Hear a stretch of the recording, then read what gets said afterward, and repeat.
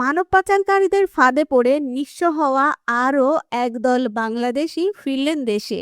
লিবিয়ার বন্দি শিবির ও বিভিন্ন এলাকা থেকে উদ্ধার করে আনা হলো ১৫০ শতাধিক নাগরিককে। শুক্রবার সকালে বিমানে করে দেশে পৌঁছান এই ১৬৫ জন মানুষ। এদের মধ্যে ১৪৩ জন লিবিয়ার বেনগাজির একটি আটক কেন্দ্রে বন্দী ছিলেন।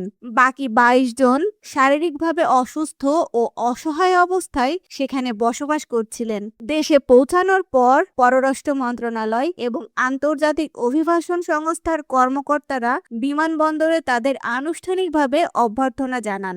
জানা যায়, পশ্চিমা দেশগুলোতে পাড়ি জমানোর আশায় সমুদ্রপথে অবৈধভাবে লিবিয়ায় প্রবেশ করেছিলেন এসব মানুষ। সেখানে দালাল চক্রের হাতে নির্মম নির্যাতন এবং অপহরণের শিকার হতে হয় তাদের। দেশে ফেরার পর আন্তর্জাতিক অভিবাসন সংস্থার পক্ষ থেকে তাদের যাতায়াত খরচ, খাদ্য ও প্রাথমিক চিকিৎসা দেওয়া হয়েছে।